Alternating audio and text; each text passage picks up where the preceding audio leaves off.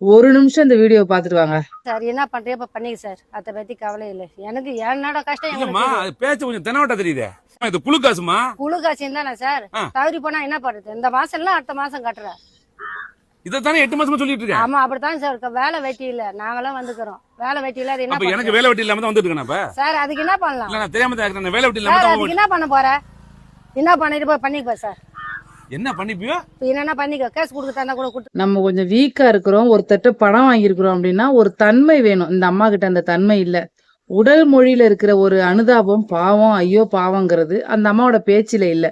காரணம், யாரோ ஒருத்தவங்க வீடியோ எடுக்கிறாங்க, இப்பதான் யூடியூப் இன்ஸ்டாகிராம் பத்தி எல்லாருக்கும் தெரிஞ்சுட்டு அதுல போட்டு விட்டாக்கா இவரை தான் பிடிப்பாங்க, ஏழை மக்கள்கிட்ட பணத்தை அடிச்சு புடுங்குறீங்கன்னு இவரை தான் பிடிப்பாங்க அப்படிங்கிற ஒரு எண்ணம் அந்த அம்மாவோட கியூரியாசிட்டி அந்த அம்மாவோட மூளையில வந்துருச்சு. வீடியோ எடுக்கிறாங்க, போட்டாங்கன்னா நமக்கு பணம் கிடைக்கும், ஆதரவு. அம்மா இந்த வீடியோவை நீங்க பாத்தீங்கன்னா கொஞ்சம் அழுது, ஐயா என்னால காசு இருந்தா நான் கட்டிருப்பாங்கல்ல ஐயா, இல்லாதனால தானங்க ஐயா நான் கட்டல அப்படின்னு ஒரு தன்மையோட, அது ஒரு மரியாதை தான். உடனே வந்து காலில் விழுறோம்னு அர்த்தம் இல்லை அப்படின்னு சொல்லிருந்தீங்கன்னா தமிழ்நாட்டு மக்களே உங்க அக்கௌண்ட்டுக்கு அட்லீஸ்ட் ஆளாளுக்கு 500 போட்டு அந்த கடனை நேரம் நீங்க அடைச்சிருக்கலாம். ஆனா நீங்க அதை செய்யல. கொஞ்சம் ஹானஸ்டா திமிரா நெஞ்ச நிமித்திட்டு பேசுறீங்க. தெரியுது நீங்க ஏழ்மையானவங்க தானே. நான் என்ன சொல்றேன்னா, உங்களால வட்டி கட்ட முடியும் அப்படின்னா, குழுவுல பணம் எடுத்தா கட்ட முடியும்னா நீங்க பணம் எடுக்கணும், இல்லன்னா எடுக்க கூடாது. அப்படி எடுக்கிறீங்களா, உங்களால கட்ட முடியலனாலும் ஒரு சின்ன தொகையை எடுங்க, யாரோ ஒருத்தர் உதவி வாங்கி கூட கட்டிடலாம். பெரிய தொகையை எடுத்தா கட்டுறது கஷ்டம். நம்ம சொந்தக்காரங்களே நமக்கு காசு தரல, நம்ம குழுவுல நமக்கு யார் எவருன்னு ப்ரூஃப் வாங்கிட்டு தாராங்கன்னா நமக்கு அது கொஞ்சமாவது மதிக்கணும்.